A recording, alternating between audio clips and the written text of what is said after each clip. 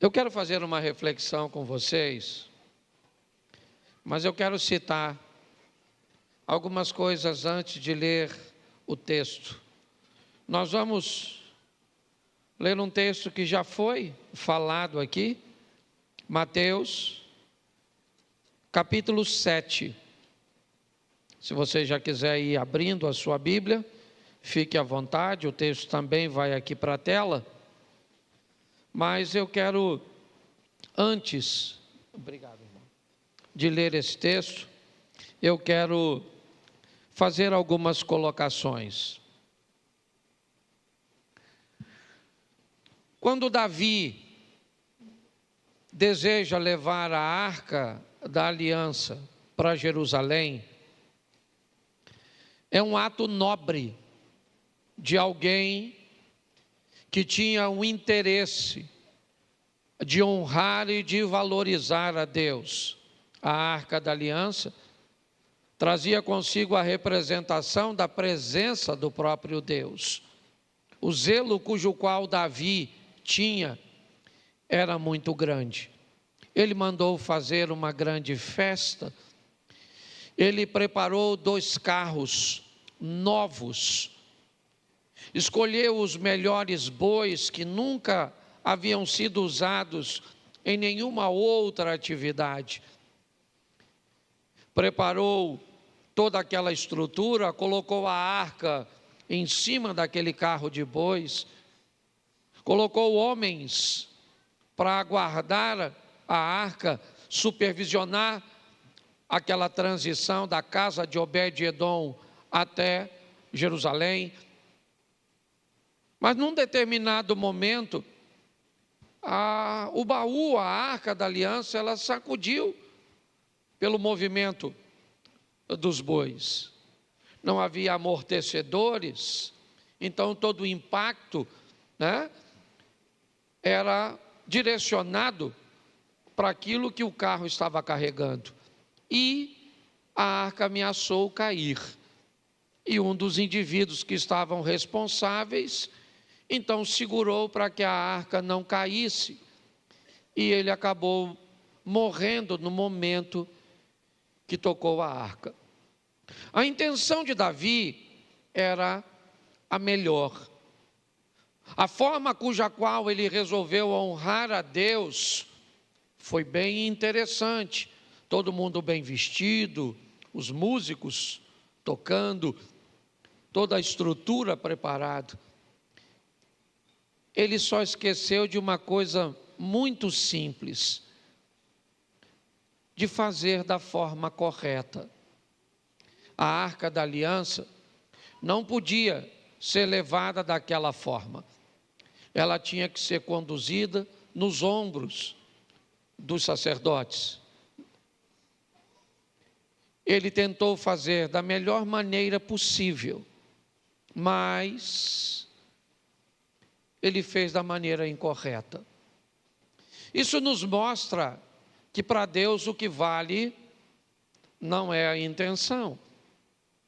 Isso nos mostra que antes de fazermos algo para Deus, é muito importante que saibamos como deve ser feito. Nós tivemos uma palavra de oferta. Eu posso ofertar de qualquer jeito? Não. Eu posso dizimar de qualquer jeito? Não. Eu posso me vestir de qualquer jeito? Não. Eu posso me casar de qualquer jeito? Não.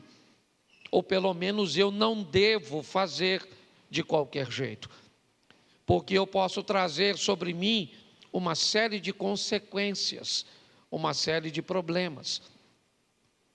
Então, se vamos servir a Deus, e a tônica é unidade, onde a nossa proposta é todos trabalhando com a mesma finalidade, com o mesmo propósito, e isso também nos expõe a agradar a Deus e servir a Deus.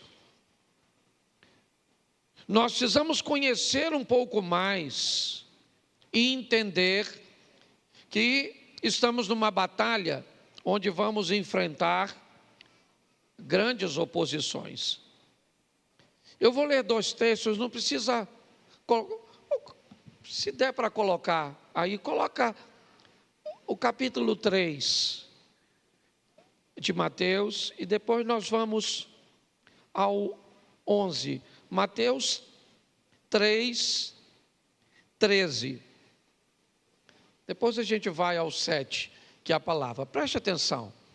Por esse tempo, dirigiu-se Jesus da Galiléia para o Jordão, a fim de que João o batizasse.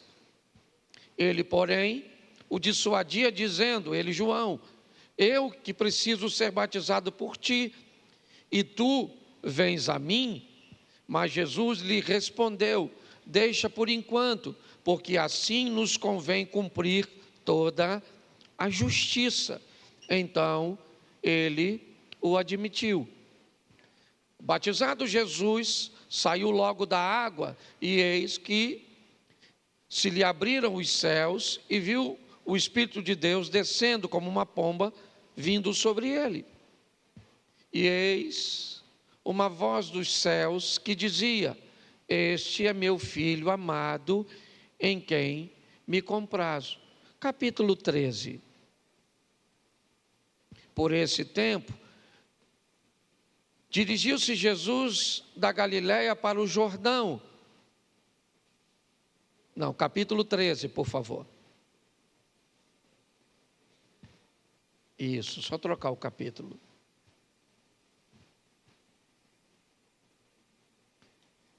Eu preciso te mostrar isso antes. Tá, deixa eu colocar aqui.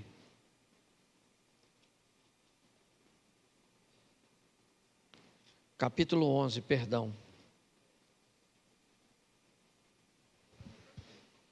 Naquele mesmo dia, capítulo 11, ora, tendo acabado Jesus de dar as instruções aos seus 12 discípulos, partiu dali a ensinar e a pregar nas cidades deles. Quando João ouviu do cárcere, ou no cárcere, falar das obras de Cristo, mandou para os seus discípulos perguntar-lhe, és tu aquele que estava para vir, ou havemos de esperar outro? Preste atenção em mim agora. No capítulo 3, João tem a experiência de batizar Jesus. Na experiência do batismo, um fenômeno sobrenatural acontece.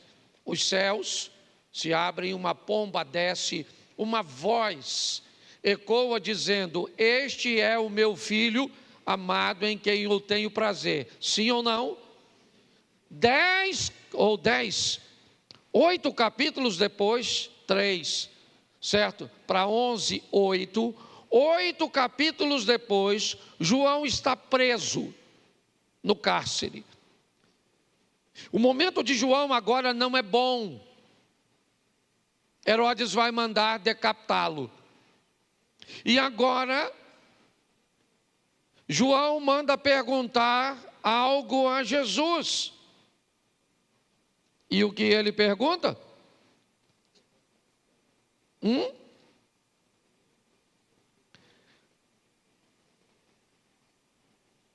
Ele é o Messias mesmo? Ou nós devemos esperar outro? O homem que experimentou tudo isso, a diferença de idade entre Jesus e João Batista era apenas 6 meses. Eles eram primos de segundo grau. Isabel era prima de Maria. Quando nós olhamos para isso, vemos um homem que agora não está muito certo, não está muito firme. Ele manda perguntar a Jesus, mas ele ouviu a voz, ele viu a pomba, ele teve a experiência. Mas o momento dele agora não é bom. E ele quer saber se Jesus é o Messias mesmo. Porque me parece que o evangelho e a vida cristã não é para qualquer um. Me parece que a caminhada cristã não é uma prova de velocidade, é uma prova de resistência.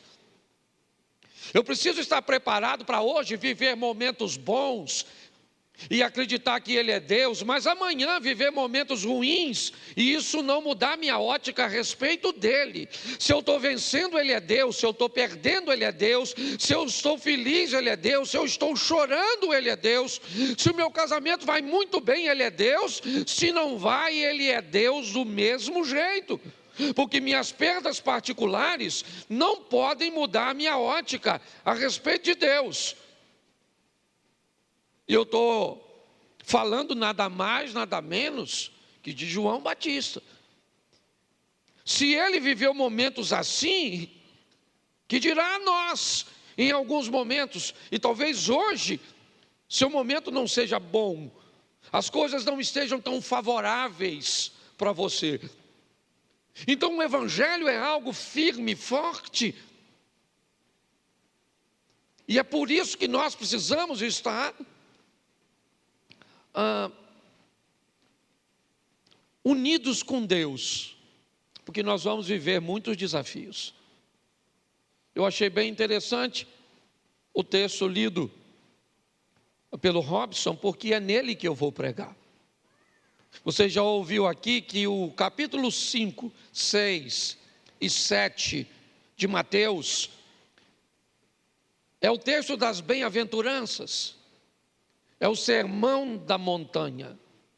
Mas no capítulo 7, Jesus vai fazer algumas colocações para preparar seus ouvintes, porque esse era seu propósito: preparar as pessoas para momentos difíceis, levar seus discípulos a conviver com tempestades e não com calmarias, levar seus discípulos a viver com perseguições, com incompreensões, com abandono, com mentiras, com falsos testemunhos. Porque a função do evangelho não é apenas nos levar para o céu, isso é o mais precioso, é verdade, mas nos preparar para os embates desta terra.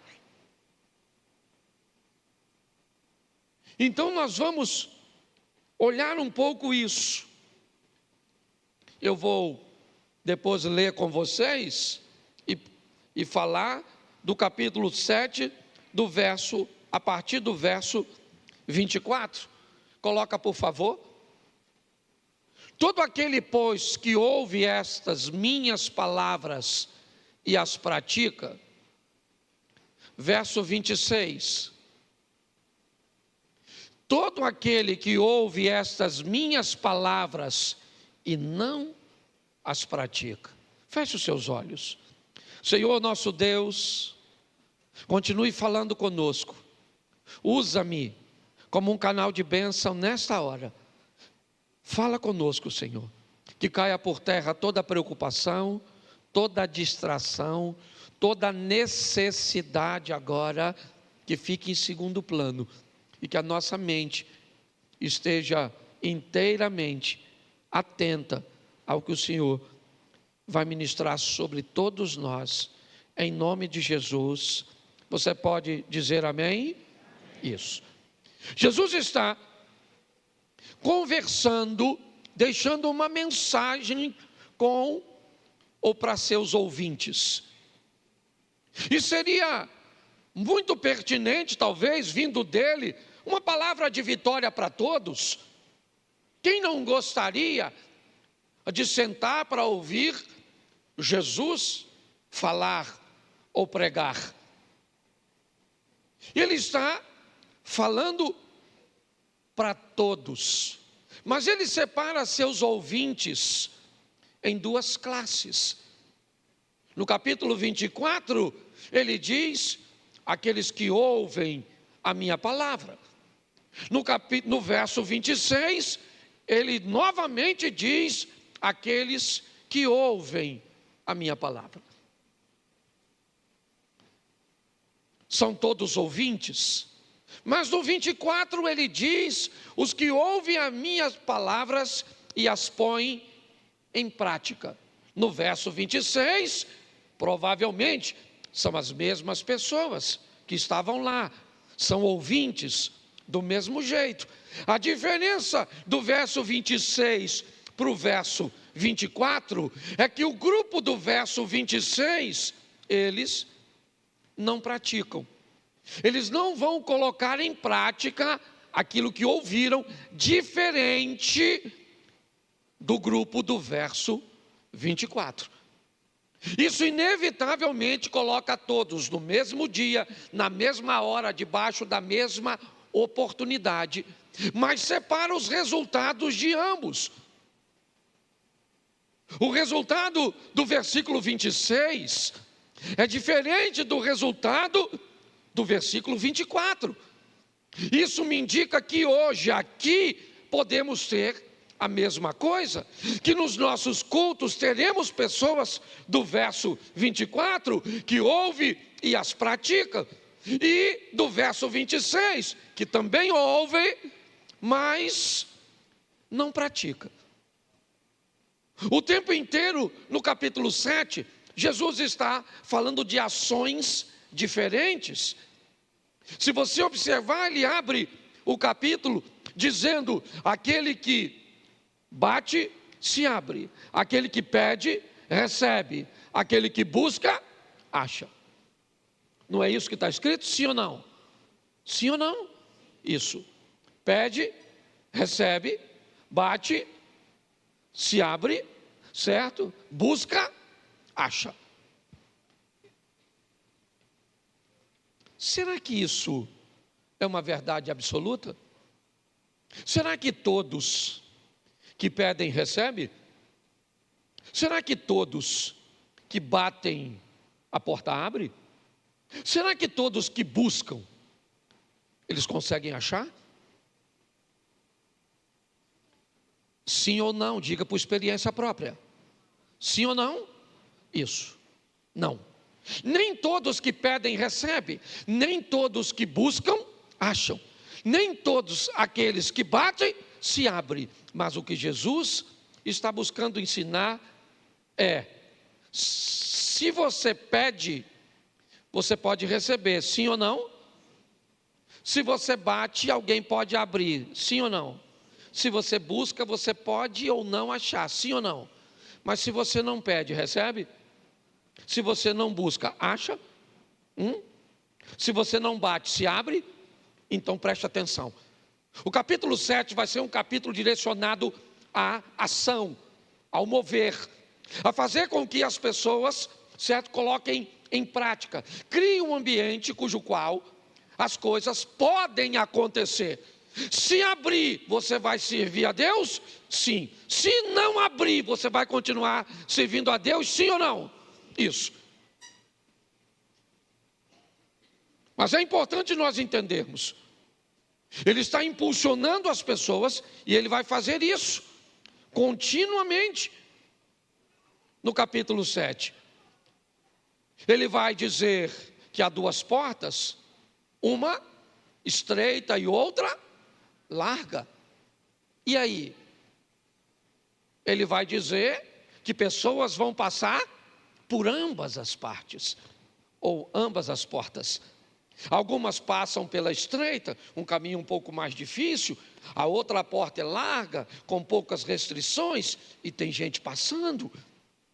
A palavra sugere que pela porta ser larga, mais acessível, o número de pessoas que passam são maiores, mas é importante entender que tem gente passando pela estreita. O texto o tempo inteiro vai nos mostrar que os ouvintes estão debaixo de decisões. Ele continua dizendo que haveria no meio dele falsos profetas. Se tem falsos profetas, tem profetas verdadeiros e sérios. Algumas pessoas vão ouvir os falsos, outras vão ouvir os verdadeiros, tá certo? E quem é que decide se vai ouvir ou não? Sempre é o ouvinte. Jogar toda a carga de sua necessidade sobre Deus é um equívoco, é errôneo. Isso não é verdadeiro, isso é uma promessa de tolo, dizer que todos vão vencer. O certo é dizer que todos podem vencer. Sim ou não? Agora, se vai vencer ou não, é uma decisão de cada um, e não de Deus. Porque senão eu crio problema. Ele pode fazer? É lógico que ele pode fazer. Lembra quando um homem está tão cansado de experiências negativas? Ele tem um filho que desde novo fica possesso. Um menino que requer de seus pais um alto nível de atenção. Um garoto que não pode ser deixado sozinho, porque suas faculdades mentais, em alguns momentos, elas são capturadas por uma doença ou por Satanás. Eu não vou trazer isso com precisão aqui agora, mas é o menino que precisa sempre de supervisão. Por quê? Porque ora ele se joga no fogo, ora ele se joga na água. Este menino, ele é um menino descompensado. O pai está cansado. Tentou aqui, tentou ali, tentou lá. Um dia ele descobriu que Jesus estava no local, foi para lá para procurar Jesus, mas Jesus não estava, mas seus discípulos estavam. Então ele pega seu menino, apresenta aos discípulos, e os discípulos então vão repreender o demônio sem sucesso. A particularidade do homem se torna um espetáculo.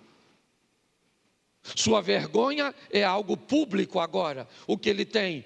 Um menino dando um espetáculo para as pessoas, convulsionando, mexendo, gritando, até que Jesus chega. E quando Jesus chega, Jesus pergunta: o que é que está acontecendo aqui? Que confusão é esta? O homem então se destaca e diz: Senhor, sou eu, trouxe meu garoto.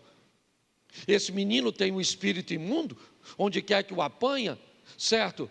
O lança no fogo, na água, ele arranja os dentes, trinca os dentes. E eu já tentei de tudo. Se o Senhor pode fazer alguma coisa, me ajude. Note que ele está tão cansado de experiências negativas, que ele está diante de quem pode e pergunta: se tu podes. Você chamaria isso de falta de fé? Eu chamo isso de experiências ruins e negativas. Com igrejas, com pastores, com amizades, com negócios, com casamento, com pais, com filhos, com remédios, com terapias. Tem pessoas que tentaram em tanto lugar, que quando vem para a presença de quem resolve, ela está tão cansada, que não é falta de fé, não. Se tivesse falta de fé, ela nem estaria aqui. Reuniu apenas o que sobrou e disse: eu vou para lá sem vontade, eu vou para lá sem jantar, eu vou para lá sem tomar banho, mas eu vou para lá porque eu ainda acredito que Deus pode fazer algo por mim. Olhe bem, quando ele diz: se o Senhor pode fazer alguma coisa por mim, Jesus olha para ele e diz o quê? Eu posso? Sim ou não? O que você acha? O que ele disse? Me ajude aí, mesmo você que não conhece o texto. Você acha que diante de tudo isso, Jesus disse: claro, meu filho, eu posso. Quem acha, levanta a mão. Isso. Jesus olhou para ele e falou assim: se você pode crer, tudo é possível que crê. Poxa, gente,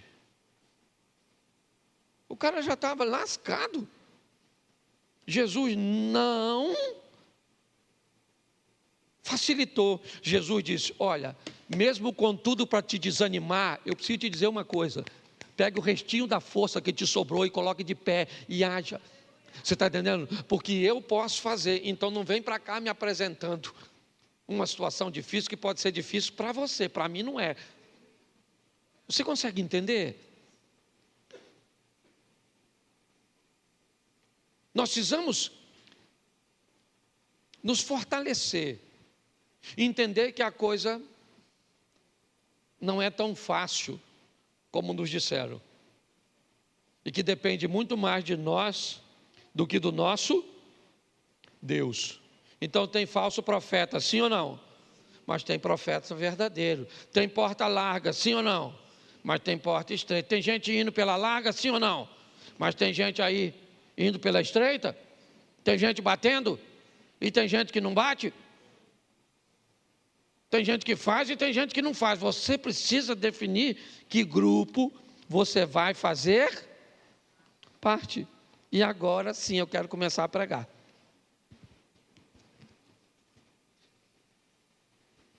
Todo aquele que ouve, volta no 24. Todo aquele que ouve essas minhas palavras e as pratica.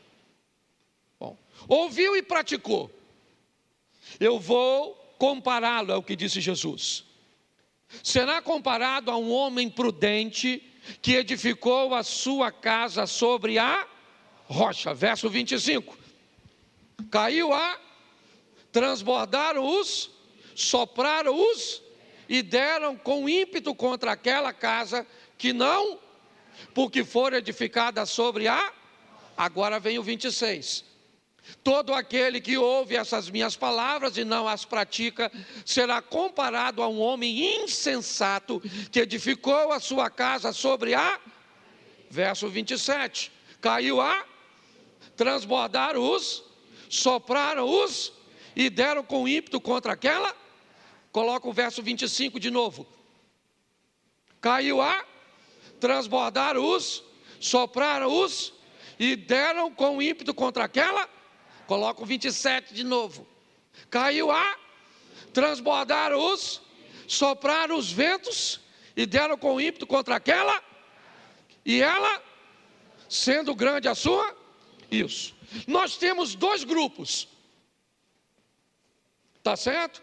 Aqueles que vão obedecer, e agora você que obedece e faz tudo certinho, vou te dar uma notícia: não tem luta, não tem chuva, não tem vento, não tem rio, não tem nada, você tem uma vida fácil, porque a obediência deixa você imune. Verdade ou mentira? Isso. Tem chuva para quem obedece? E tem chuva para quem não obedece? E tem rios para quem obedece? Ou torrentes? Tem torrentes para quem não obedece? Tem vento para quem obedece? E tem vento, eu achava que não tinha. Eu estou falando sério, quando eu comecei eu pensava, se eu botar a minha vida, sabe, fizer tudo certinho, é só aguardar que vai dar tudo certo. Mas não. Aqui diz que a luta que vem para o obediente, vem para o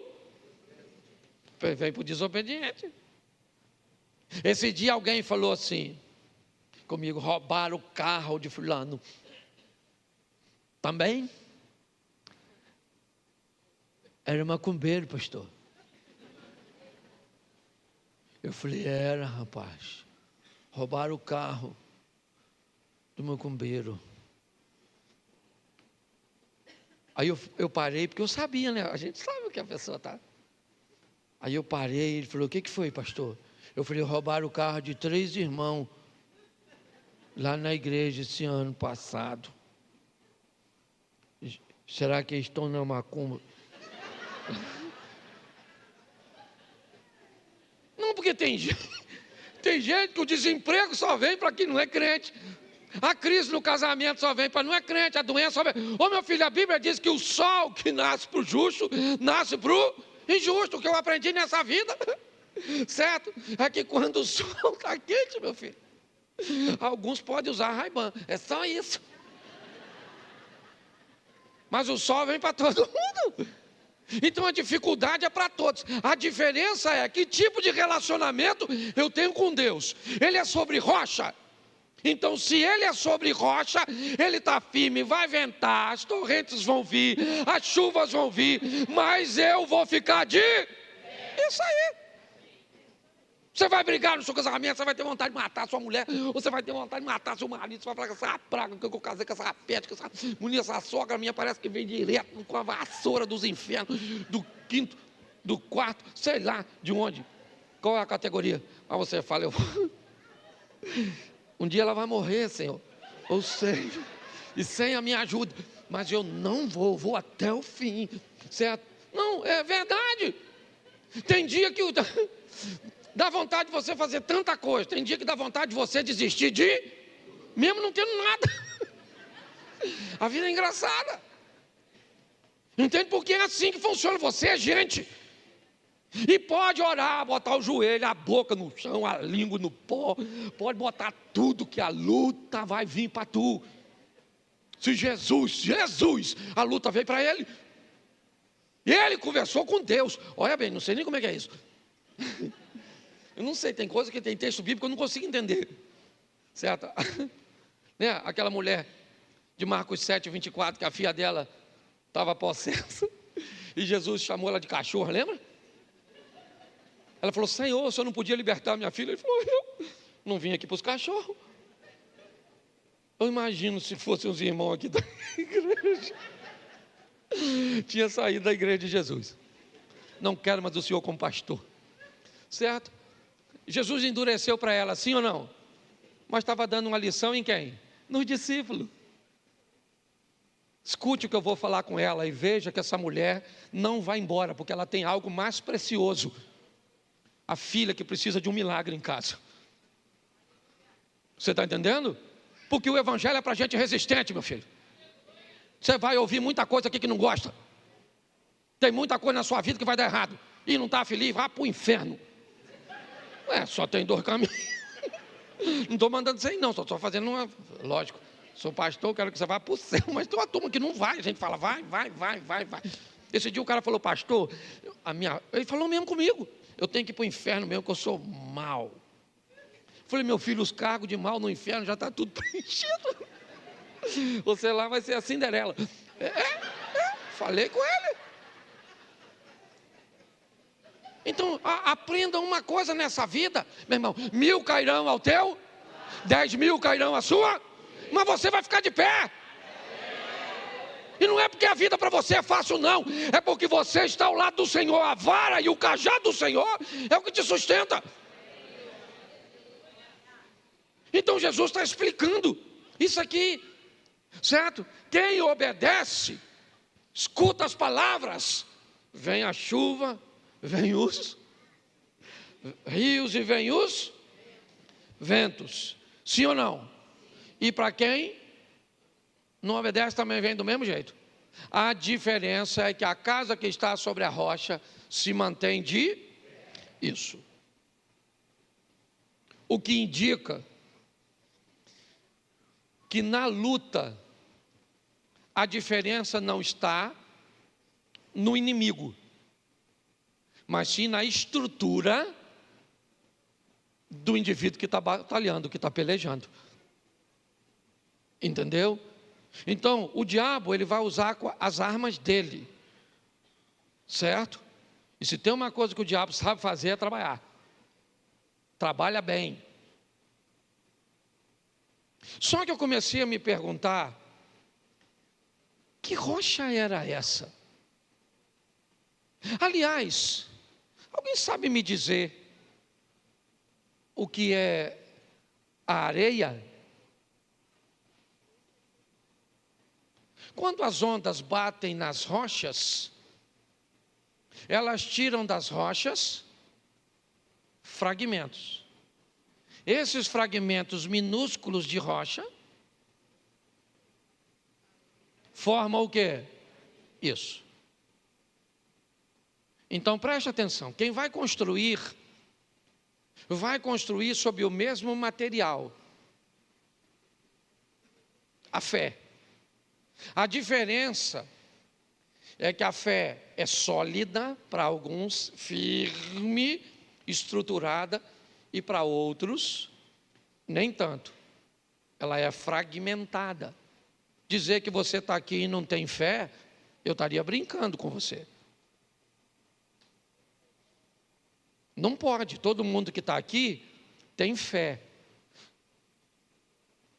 A densidade dessa fé que você tem é que talvez não seja tão firme para você parar de fumar, para você parar de beber, para você parar de se prostituir, para você parar de mentir.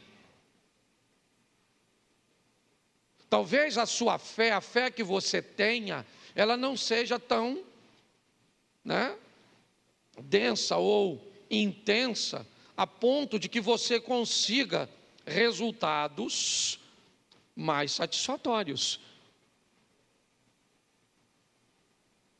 E pelo que eu entendi, aqui, isso depende muito mais de nós do que de Deus. Porque no que depender de Deus eu não vou ganhar. No que depender de Deus eu já ganhei. Amém? Isso. Agora, isso depende de mim. É assim que funciona. Eu não consigo mudar meu comportamento, eu não consigo esquecer isso, eu não consigo esquecer aquilo. Então eu preciso entender que nós estamos nessa batalha. E se eu quero vencer, eu preciso me fortalecer. É isso. Então a primeira coisa que eu preciso fazer é me preparar para os momentos difíceis, desafiadores, que é onde normalmente é o campo onde Satanás vai usar com mais força para tentar afetar a nossa fé. Então tudo aquilo que eu vou fazer, eu preciso construir em solo firme. Eu vou destacar algumas coisas para vocês aqui que eu considero importante em todos os relacionamentos. Número 1, quer criar um ambiente para construir em cima de uma rocha? Crie um alinhamento de expectativas. Repita comigo, alinhamento de expectativas. Isso. Eu preciso alinhar minhas expectativas. Quais são as minhas expectativas para com Deus? Desalinhada? Todas as expectativas não correspondidas têm tendência a gerar algum tipo de frustração. Se você não faz um alinhamento de expectativas com Deus, você pode entrar para a igreja e não conseguir ficar muito tempo, porque suas expectativas não estão alinhadas. Monte uma sociedade sem um alinhamento de expectativa. O que você quer desse negócio? Quanto você quer desse negócio? Qual tempo você precisa para tirar o que você criou a expectativa?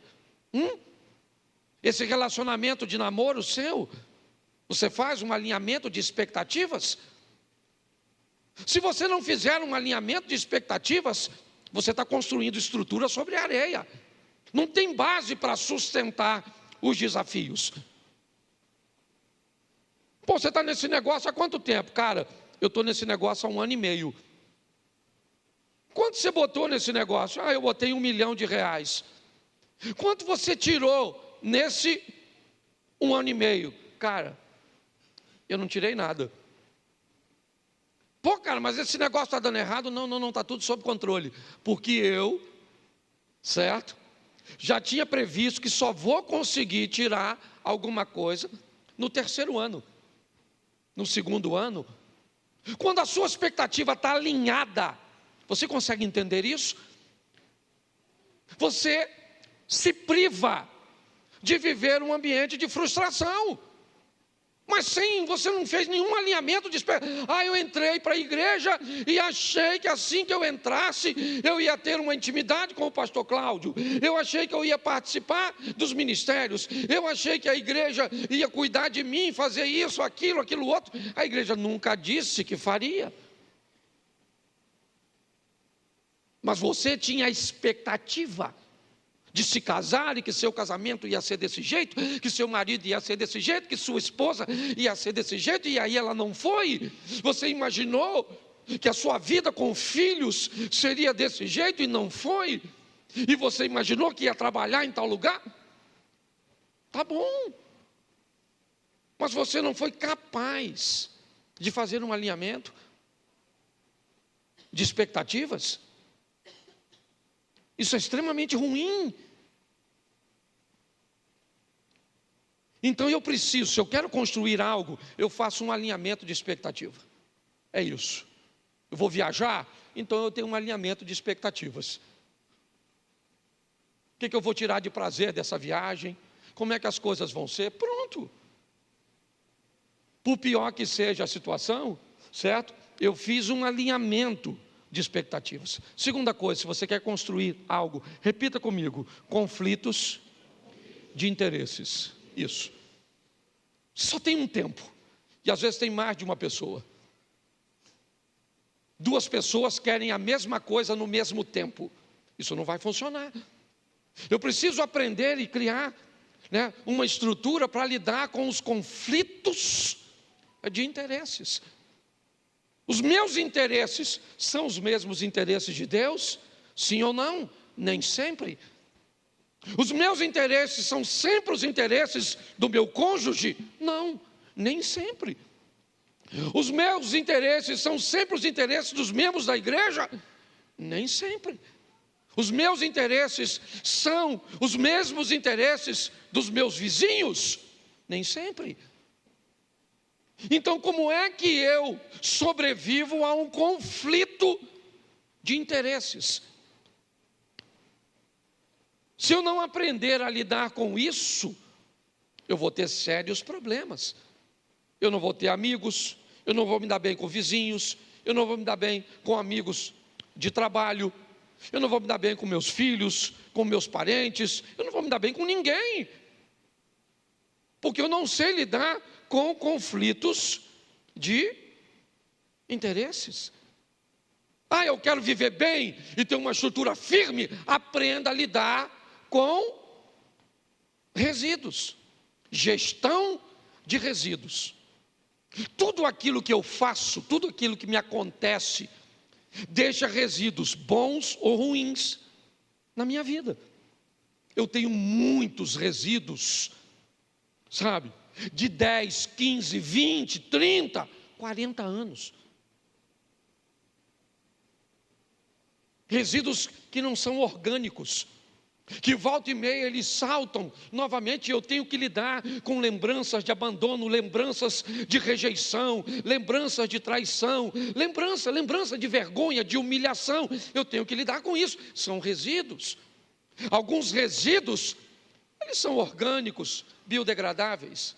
Basta deixar uma semana, 2, 1 mês, 2, eles vão desaparecer, eles somem, certo? Com a ação do tempo. Outros não. Não é assim que funciona. Jogue a água dessa garrafa no chão e é só uma questão de tempo até ela desaparecer, ou por ser sugada pela terra, ou por virar vapor. Mas a garrafa não. Ela vai ficar ali provavelmente, 10 anos? 15, 20 anos? Certo? Se você não aprender a lidar com seus resíduos de seus casamentos anteriores, resíduo daquilo que alguém fez com você publicamente e te humilhou na frente de todo mundo, resíduo do que uma outra igreja fez, do que um outro pastor fez, resíduo de que algo aconteceu com você, eu não sei. Mas se você quer viver uma vida firme, descubra que tudo que você vive deixa em você resíduos. E alguns são bem desagradáveis e ruins, que podem se manifestar com comportamentos que você odeia, mas não consegue controlar. Por quê? Porque não sabe gerir resíduos. Jesus não tinha problema com isso. Ele sabia que Judas ia o trair. Nem por isso o proibiu de sentar à mesa. O baniu de sentar numa posição de honra. E Jesus chama Judas de amigo e chama Pedro de Satanás. Jesus morava na casa da sogra de Pedro em Cafarnaum e chamou Pedro de Satanás. E chamou Judas de amigo, porque para Jesus, Judas, quando o traiu, o aproximou de seu propósito. Pedro, quando o repreendeu, o afastou de seu propósito. E Jesus está dizendo: todo aquele que me aproxima do meu propósito não é meu inimigo, é meu amigo, mesmo que não me faça coisas aparentemente muito boas. Eu preciso ser forte para entender isso. Às vezes você vai ter que viver ou que conviver com pessoas que fizeram coisas para você que não são agradáveis, principalmente de efeito imediato. Eu preciso, se eu quero viver uma vida firme, eu preciso ter um alinhamento de expectativas, eu preciso aprender a lidar com o conflito de interesse, eu preciso ter gestão de resíduos, eu preciso aprender quais são meus direitos e quais são meus deveres. Eu tenho direitos como pastor, mas eu tenho deveres. Eu tenho direitos como marido, mas eu tenho deveres. Eu tenho direitos como pai, mas eu tenho deveres. Meu filho mais novo tem 30 anos. Felipe está no sul, fazendo um curso. Mas ele mora na minha casa. E se passar de meia-noite, eu ligo. Ligo falando com um homem, obviamente. E aí, filhão, tudo bem? Não chegou até agora, o que houve? Está por onde? Está tudo certo? Mas é meu direito. Mora na minha casa, come do meu feijão. Eu sou dessa época. Direitos e deveres. Você sabe o seu direito como esposa? Mas você sabe o seu dever como esposa? Você sabe o seu direito como pais? Mas você sabe quais são os deveres como pais? Seu filho é pequenininho, ele sabe o que é direito e dever? Ou ele só sabe o que é direito e não sabe o que é dever? É isso? É assim que funciona?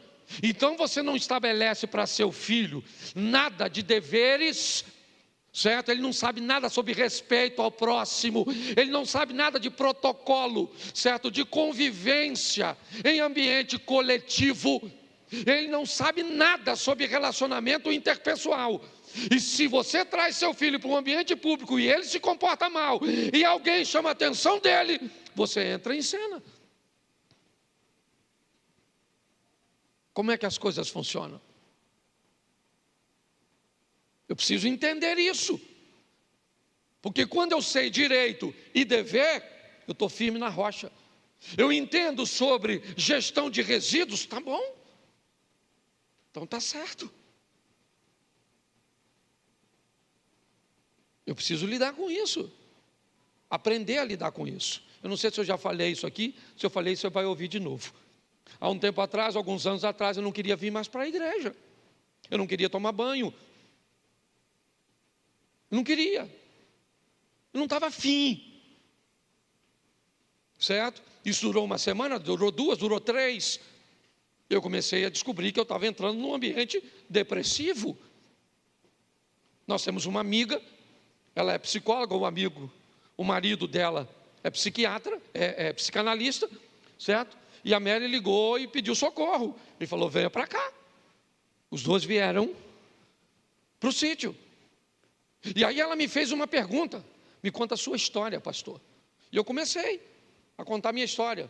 Minha mãe ficou grávida com 14 anos, e aquela coisa toda, e aquilo, e eu fui me dado por uma família, eu fui dado para outra, eu fui dado para isso, e vi aquilo todo, e mudava daqui, mudava para lá, mudava. E aí, depois que eu contei minha história toda, ela me disse que eu tinha um problema com abandono, com rejeição. E que agora, como pastor de uma igreja, todas as vezes que alguém saía da igreja, eu sentia, ativava o gatilho do abandono e da rejeição.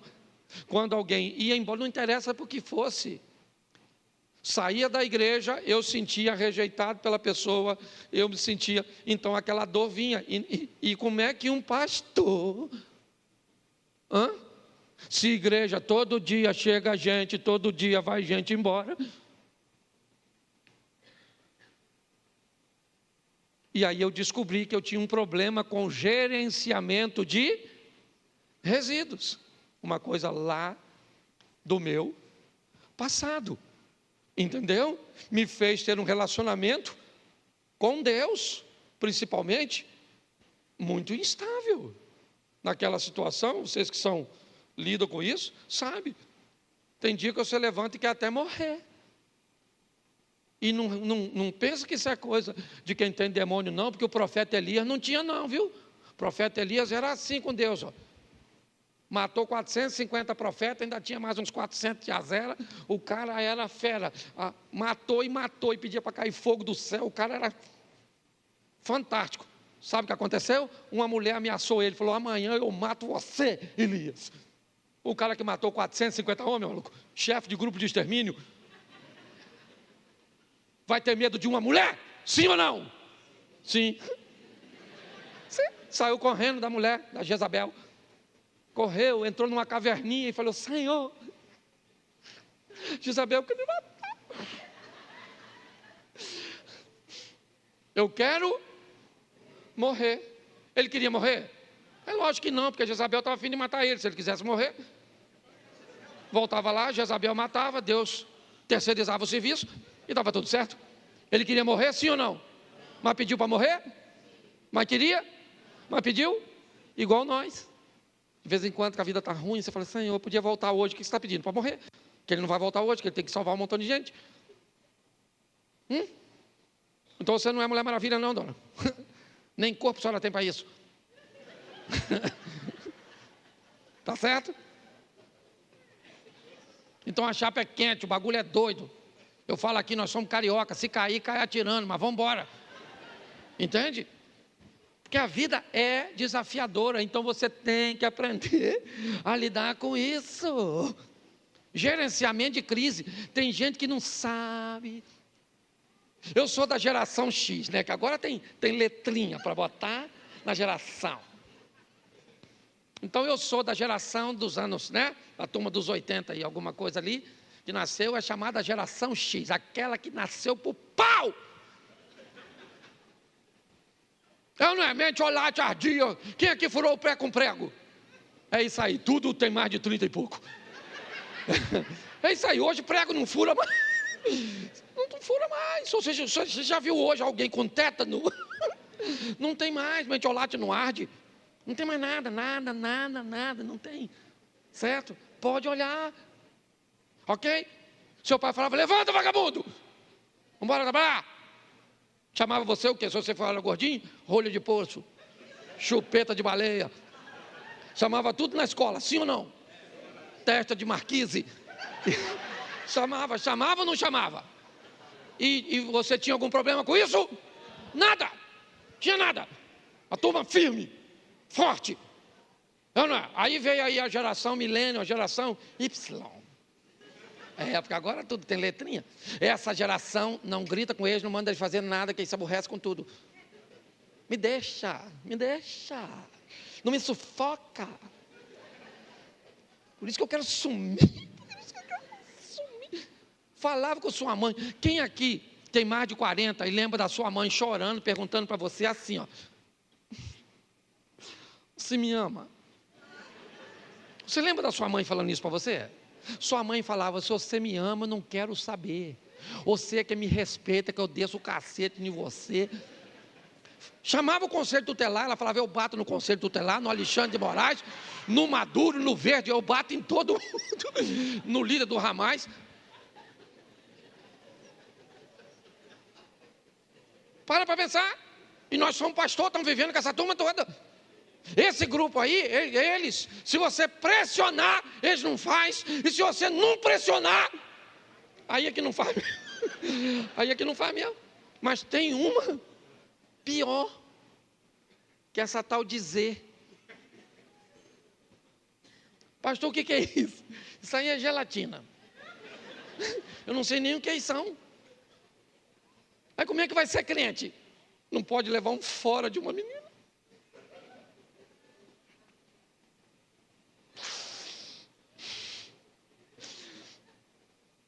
Você tirava um 0, você é da geração X. Se você tirava 0, você era o quê? Burro. Burro, burro, burro, burro, burro. Tirou 0. Burro. Se você é da geração Z e tira 0, e alguém te chama de burro, se você putamento amanhã. Morreu. Impossível. Nossa. Não aguenta nada. Aí como é que vai casar?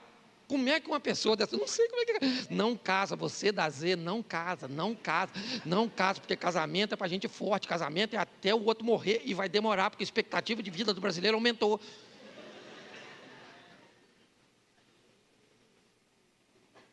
Eu estou falando sério. Um povo fraco, não pode falar nada, não pode nada, não pode nada. Agora maratona, vai ter que ter uma pessoa fortinha, gordinha, correndo maratona. Eu fico pensando o que os quenianos vão fazer da vida, que a única coisa que eles sabem é correr. E não pode mais chegar na frente dos outros, que é humilhação. O futebol acabou, que você der 2 dribles, leva cartão amarelo. Porque o outro, o adversário, se sente ofendido. Nossa, vai para casa. Pelo amor de Deus. Então, se a gente não fizer alguma coisa, esse povo vai para o inferno. E tem lugar, hein? Jesus disse, na casa do meu pai tem muitas moradas, e no inferno também tem uns barraquinhos. Não é morada não, é uns barracos. Você está rindo, mas o assunto é difícil. Então nós temos que preparar a pessoa forte. Cadê o Satanás? Tem gente que diz assim, pastor, não vou nem mais naquela igreja, porque o pastor fica falando no nome do diabo, que o diabo vem. Menino, não precisa chamar não, ele vem, precisa chamar mesmo. Que ele é sem educação. Vem na sua sogra, vem nos seus filhos.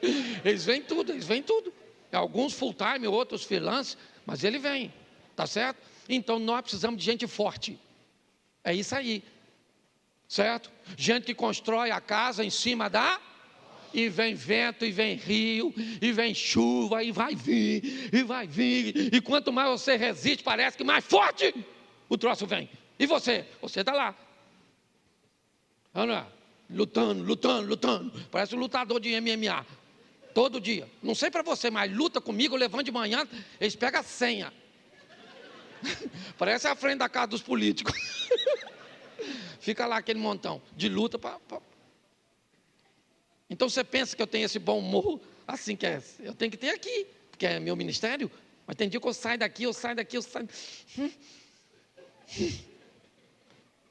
Nem o diabo tinha farinha, porque tem dia que se o inimigo aparecer lá em casa, é eu que entro nele.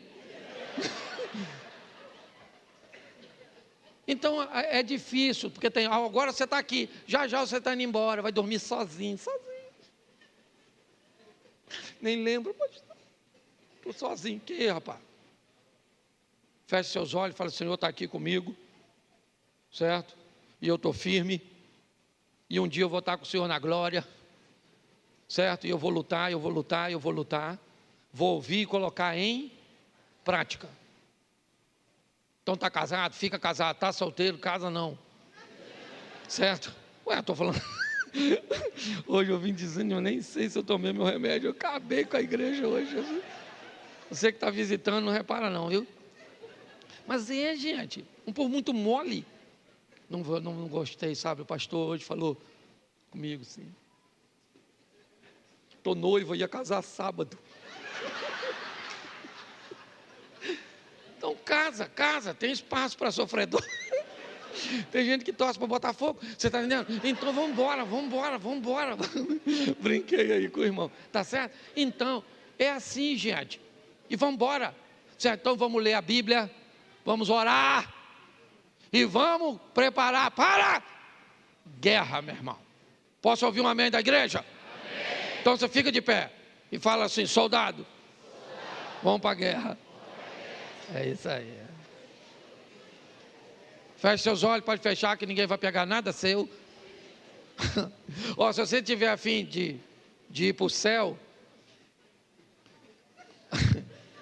agora mudou, antes tinha uma sala, está ficando tão difícil ir para o céu. Para você ter noção, está ficando tão difícil ir para o céu, que até a sala que era ali para ir para o céu, botaram mais longe, não fui eu não. Agora é atrás aqui, ó. Você sai aqui, ó, vira assim à direita, à esquerda, lá no cantinho tem uma porta de vidro, vai ter uma sala climatizada para orar por você. Pastor, eu quero voltar para Jesus, eu quero receber Jesus pela primeira vez, eu quero só saber quais são os horários de culto. Pastor, eu quero saber o dia que o senhor não está pregando para minha filha. Você pode dar um pulinho lá que alguém vai orar por você, tá certo? Agora, se você quer ir para o inferno, manda lembrança, puxe fruto, porque nós não estamos afim de não. Então a sua vitória não depende de Deus e também não depende de Satanás não, viu? Porque ele não vai afrouxar não, ele vai continuar lutando. Agora segura na mão do Senhor, se fortalece nele, na sua palavra, no poder da oração, certo? E com certeza você se tornará invencível. É assim. Feche seus olhos. Pai, muito obrigado por essa noite. Que todos nós que ouvimos a mesma coisa possamos firmar os nossos pés na rocha, numa estrutura inabalável. Sabemos que isso não nos deixará imunes aos ataques, às ciladas do inimigo, mas sabemos que no Senhor nós vamos vencer. Toma os nossos negócios, toma o nosso emprego, toma o nosso casamento, toma os nossos filhos, os nossos netos, os nossos bens, mas mais do que tudo, Senhor, fortalece a nossa fé, que não venhamos nos perder, ó Deus, e jamais desistirmos. Não somos daqueles que retrocedem, somos daqueles que vão adiante para a conservação da alma. Continua conosco, Senhor, nessa caminhada. Leva-nos aos nossos lares, guardado por tuas boas mãos poderosas. Que o grande amor de Deus, o nosso Pai, a graça de nosso Senhor e Salvador Jesus Cristo e as doces consolações do Santo Espírito de Deus seja para com todo o povo do Senhor, e todos digam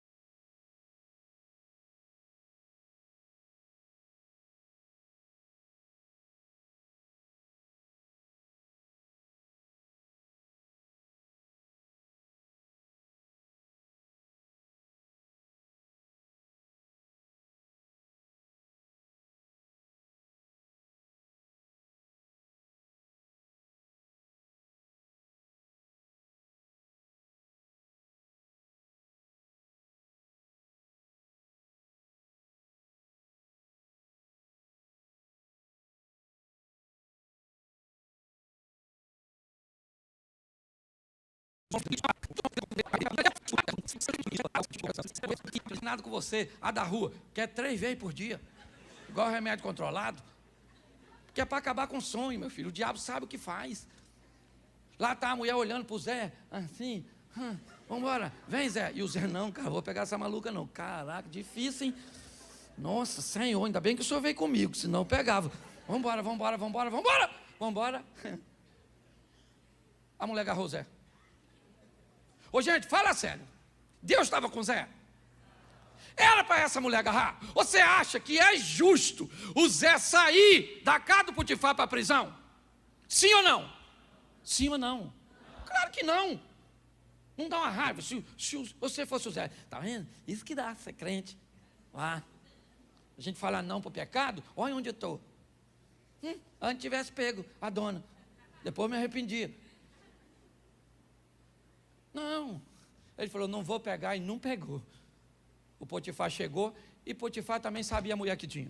E a senhora não fica rindo não, que eu já falei isso aqui. Porque a mulher também olha para o homem. Parece que nós somos tarados. É porque o homem é mais escrachado, passa o mulherão, ele faz assim, ó.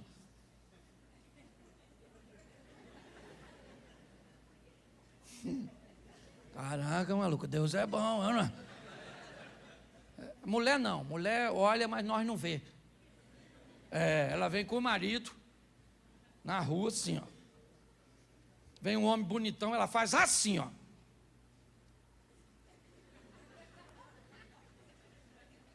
E o cara passa, ela nem olha, porque já viu tudo.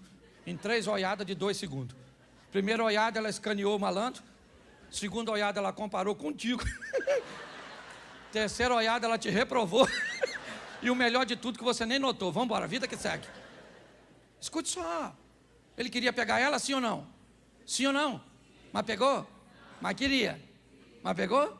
Mas queria. Mas não pegou. Entendeu? Por isso ele foi parar na prisão, na cadeia. Pastor, mas é injusto. Mas tinha que sair, porque já tinha passado o tempo dele lá. Lá era um local bom, ele estava conformado com aquilo. Agora ele vai preso. Chegou na prisão, o que ele falou? Sou inocente. O que os presos falaram? Nós também, aqui todo mundo, ninguém fez nada. O maior equívoco que aconteceu é aqui na cadeia. Tudo gente boa. Mas o texto diz que quando José chegou, uma luz acendeu. A organização chegou, a tranquilidade, porque Deus chegou. Né? A luz chegou lá e está tudo direitinho. Os caras sonhando e o Zé está lá maneirão. Interpretou o sonho dos caras? E lá na prisão Deus era com? Olha só. O cara faz tudo certo. Tudo. Até agora você me diz o que esse cara fez de errado. A única coisa que você pode falar mal dele é que ele falou para os irmãos o sonho dele. Isso eu até entendo, se você quiser questionar. Mas o resto, o cara é impecável. Agora está lá preso, interpretando sonho e administrando prisão. Doido para sair de lá. Quando o copeiro saiu, ele falou, olha aí, copeiro, fala para o faraó lá, maluco, eu não agarrei ninguém não, pô. Sou um cara legal, pô. Aquela maluca era doida lá, queria, mas eu nem peguei não, pô.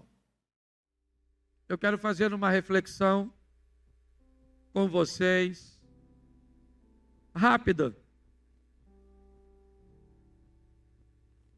Antes de Deus criar o homem, Ele cria o ambiente que Ele idealizou para o homem viver.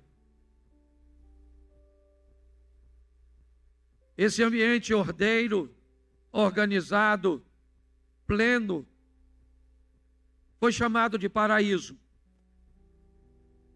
A Bíblia fala deste paraíso no Gênesis, o chamando de Jardim do Éden.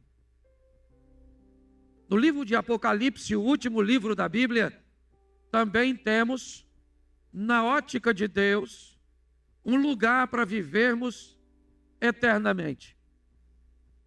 Ele também se chama paraíso. O paraíso de Deus, a Nova Jerusalém, um lugar que também não haverá morte, como não houve no Éden, um lugar onde não haverá dor, um lugar ordeiro, organizado, ou seja, na ótica do Criador, O homem foi criado para viver num paraíso. O que Deus planejou para você e para mim foi um paraíso. Mas o ato de um homem jogou isso por terra. Por causa de Adão, o homem perde o acesso ao paraíso do Gênesis. E para entrar no paraíso final, ele teria que morrer. Ou seja, nós temos um problema sério. Não podemos entrar no paraíso que é guardado por um anjo e não queremos entrar no paraíso de Deus, porque para entrarmos lá, temos que perder o privilégio de viver neste mundo, e viver é um privilégio. A única forma que temos então de criar uma linha de satisfação é usarmos a oração modelo ensinada por Jesus, o Pai Nosso, onde um dos versos diz que venha o teu reino e que seja feita a sua vontade, assim na terra como no céu. Agora nós não queremos entrar na Nova Jerusalém ou no paraíso final, porque ninguém quer morrer. Não podemos entrar no paraíso inicial. E o que vamos fazer então? Segundo a oração do Pai Nosso, puxar o céu para a terra. Que venha o teu reino, venha o teu reino. Esse é um texto que eu uso na abertura dos meus eventos, onde a minha proposta é mostrar que na lápide de um ser humano só existem duas datas. Aqui ele nasceu e aqui ele morreu. Entre elas, de uma forma muito tímida, um pequeno traço tentará explicar quem foi você, se teve filhos ou não, se for bom ou não.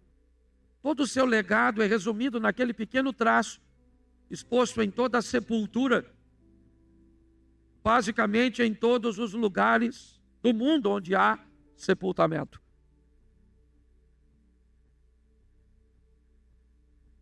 Pois bem, se a proposta de Deus é um paraíso, nós não temos como entrar lá. Porque um homem jogou tudo isso fora. Seu nome é Adão. E agora como vamos fazer? Quem vai poder nos redimir? Um sacerdote. Alguém comissionado por Deus para oferecer um sacrifício para o perdão do pecado ou a remissão do pecado. Para que isso aconteça, o sangue vai ter que ser derramado. Então o sacerdote mata um animal e o sangue deste animal cobre o pecado dos homens. Mas o sacerdote precisaria primeiro oferecer um sacrifício por si mesmo, para que então tivesse habilitado a oferecer pelo povo. Mas com o tempo, os sacerdotes se corromperam. E agora não há mais condições de ninguém entrar neste paraíso. A porta foi fechada. Então alguém precisa tomar uma decisão. E esse alguém é Deus,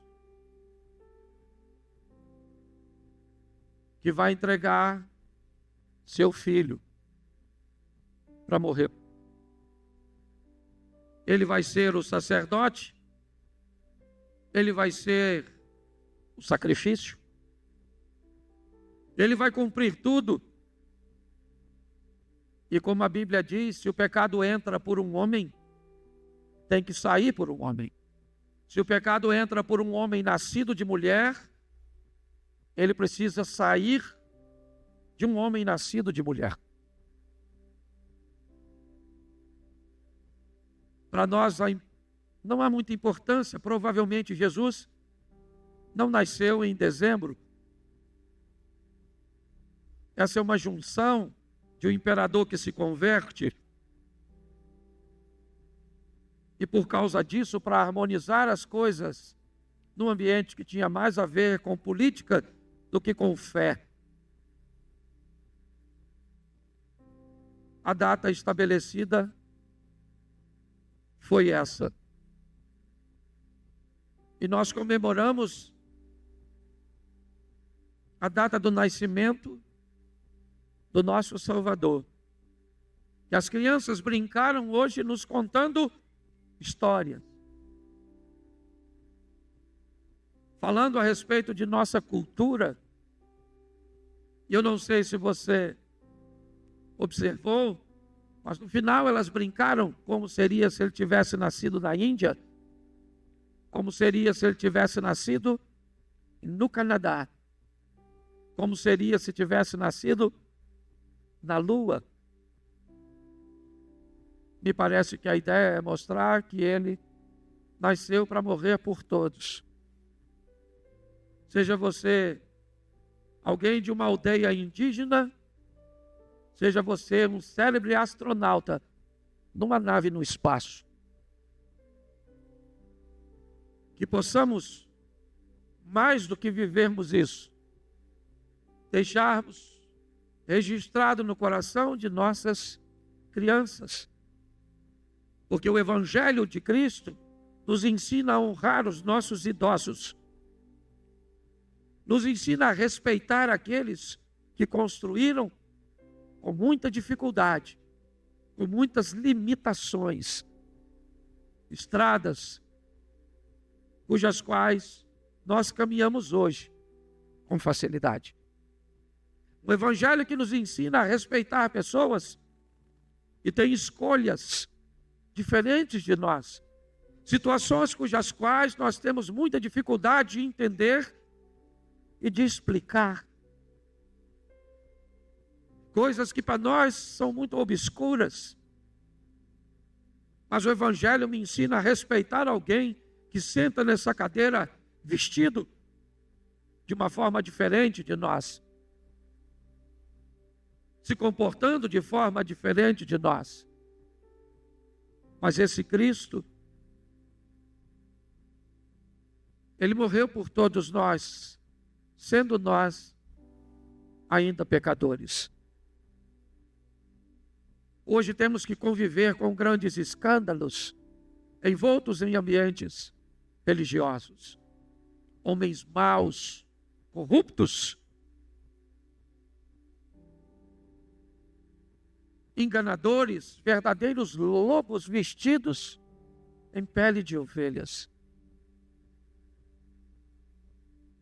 Vemos todos os dias a igreja sendo manchada por um escândalo, seja ele financeiro, seja ele sexual, escandaloso.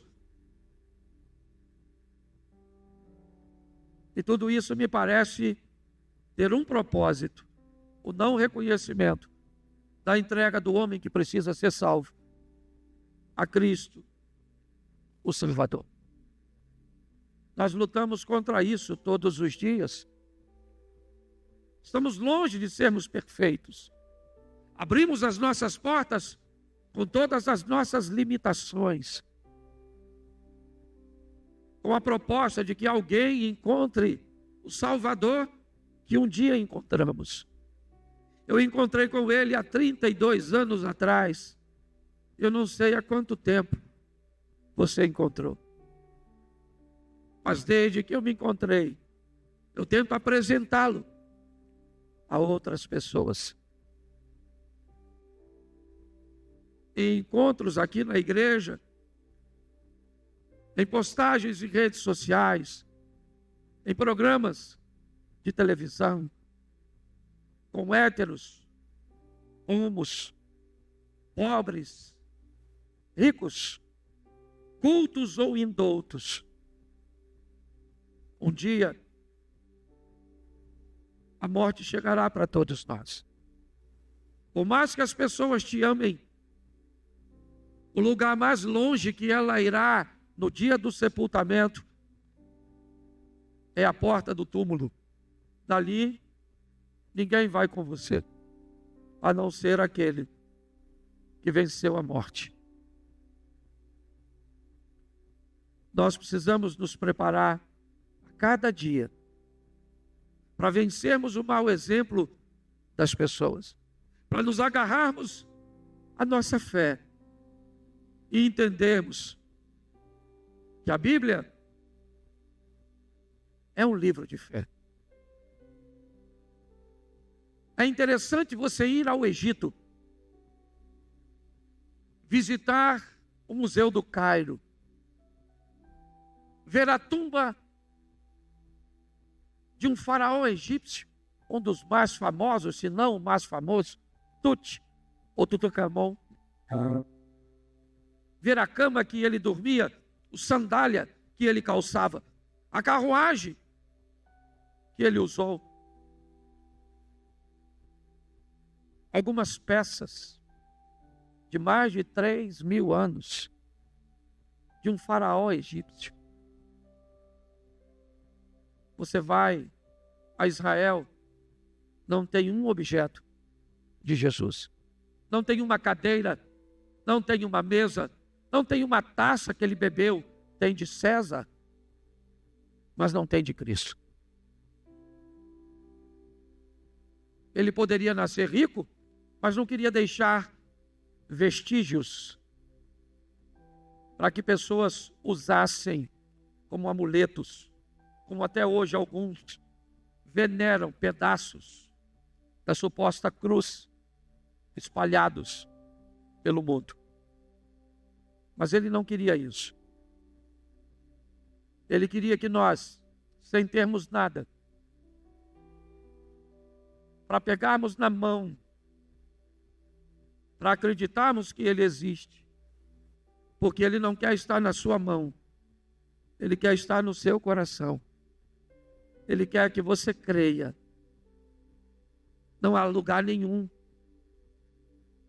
em Israel, Jerusalém, Betânia, Nazaré, Cafarnaum, Naim, onde alguém te diga com precisão, ele esteve sentado aqui, dormiu aqui. Até o local de sepultamento tem dois, o dos católicos e o dos protestantes. Até o túmulo tem dois, o local da crucificação, né? E você pode perguntar por quê? Porque nós vamos precisar de fé para se relacionar com Ele. Eu quero fechar o culto desta noite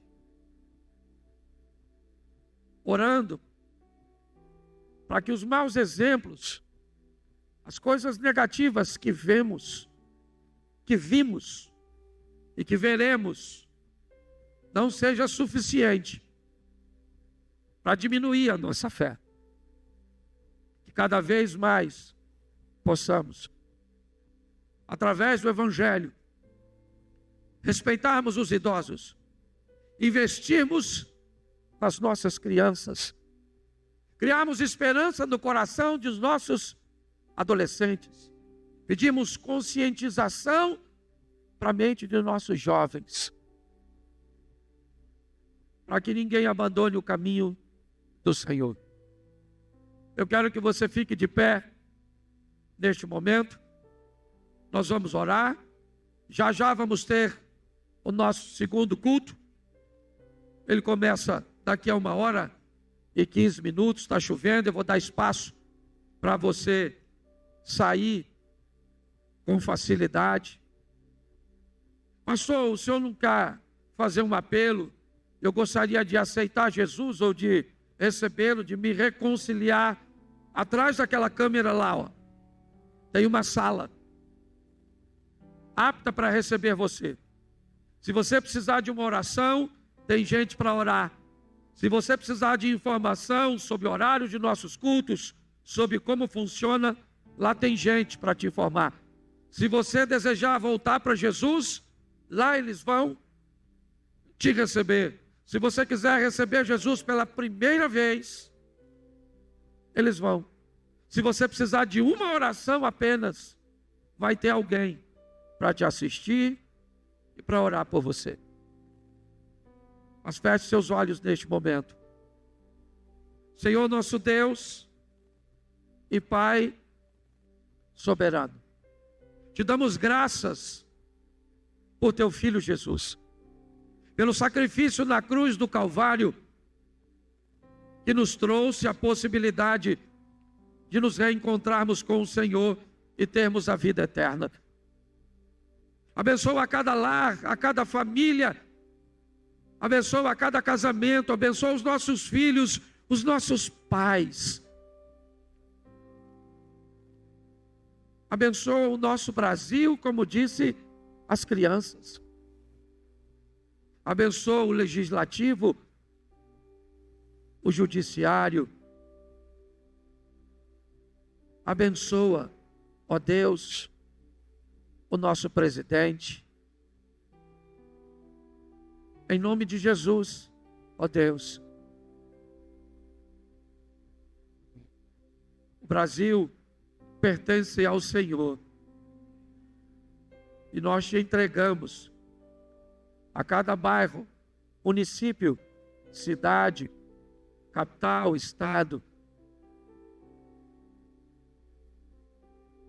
Leva-nos aos nossos lares com a esperança de que o Senhor está no controle de todas as coisas.